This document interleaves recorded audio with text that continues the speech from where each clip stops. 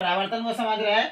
परावर्तन समझ गए, जब प्रकाश किसी भी वस्तु से टकरा करके वापस आती है। नहीं, जैसे मान लीजिए कोई वस्तु है यहाँ से रखा हुआ, इस पर कोई प्रकाश आया यहाँ से, रे ऑफ लाइट, और टकराने के बाद क्या हुआ, वापस आ गया। क्या हो गया, वापस। ये यहाँ से टकराने के बाद क्या हो गया, वापस आ गया। समझ गए, ये आती हुई किरण है, ये आती हुई किरण है, ये टकरा करके वापस आ गया।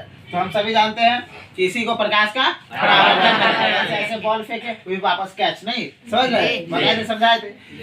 तो ये इन सब का प्रयोग करके वैज्ञानिकों ने रडार बनाया हुआ है। रडार क्या करता है, अपना सिग्नल छोड़ रहा होता है। जब कोई दुश्मन का कोई प्लेन इसके अंदर आएगा तो उससे जो रेडिएशन निकलता है उसको क्या करता है, उससे टकरा करके वो वापस आता है। तो जो टकरा करके वापस आएगा सिग्नल, तो मॉनिटर पर कैच हो जाता है। तो वहाँ बैठे हुए सेना के अधिकारी उसको देख लेता है, ये तो कोई दूसरा सिग्नल मिल रहा है, मतलब कि कोई दुश्मन का जहाज आ रहा है। समझ में आ गया। देखिए ये रडार है, इसका प्रयोग एयरबेस पर भी एयरबेस पर होता है, एयरपोर्ट पर होता है कि कौन सा जहाज कहाँ आ रहा है। समझ में आ गया, कितना हाइट पर है, कितना ऊंचाई पर है। कई बार यदि सेम ऊंचाई पे आएगा, अपोजिट डायरेक्शन में आएगा तो टकरा भी सकता है। नहीं, इसलिए किसी को रख देगा 30,000 के ऊंचाई पर रखो, तो कोई 20,000 पर रखो। ATC air traffic control tower लगा रहता है, उसके ऊपर बैठा रहेगा, सब रडार में देखते रहता है कौन जहाज कितना के स्पीड में है, कितना ऊंचाई पर है। ये सब यदि नहीं बताएगा तो क्या होगा, पायलट को पता नहीं चल रहा होता, ठोक देगा यहाँ पर। समझ गए। तो हवा में भी टक्कर हो सकता है, इसीलिए रडार में जो इसे हम क्या सीखे, परावर्तन का यूज क्या है यहाँ पर, तो वही सिग्नल जो है इमिट करता है, छोड़ता है, और उससे टकरा करके जब वापस आता है तो उसको मॉनिटर पर पकड़ा जाता है। देखिए यहाँ पर जैसे ये जहाज है, इसके यहाँ पर रडार लगा रहता है, समझ गए कि नहीं। ये रडार अपना क्या करता है, सिग्नल यहाँ पर इसी को अपना मॉनिटरिंग कर रहा होता है। ठीक है, तो ये किस पर काम करता है, परावर्तन के।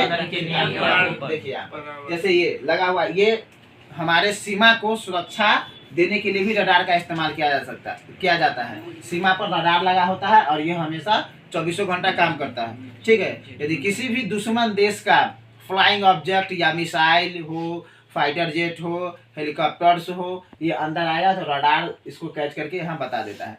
जैसे देखिए ये यहाँ पर हेलीकॉप्टर से इसको गिरा रहा है, ये सोनार है। ठीक है, इस डिवाइस का क्या नाम है, सोनार। इसको हेलीकॉप्टर से पानी में ड्रॉप करके चला जाता है सब। ठीक है, क्यों चला जाता है, तो जैसे देखिए भारत 3 तरफ से पानी से घिरा हुआ है, तो कोई दुश्मन देश का अभी पनडुब्बी बन गया, सबमरीन पानी के अंदर चलता है।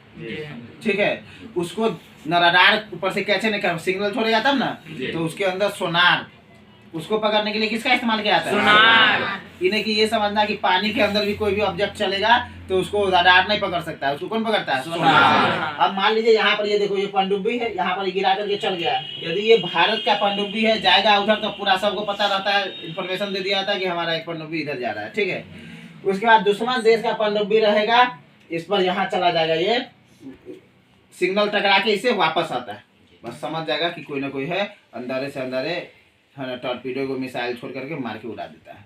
समझ गया, यानी कि पानी के अंदर भी चलने वाला मिसाइल बन चुका है, किसी को कोई दिक्कत मार के। तो ये किस पर पकड़ाता है, किसी से टकरा करके वापस आया, तो वो यहाँ पर सिग्नल का, तो वो भी क्या हुआ, परावर्तन।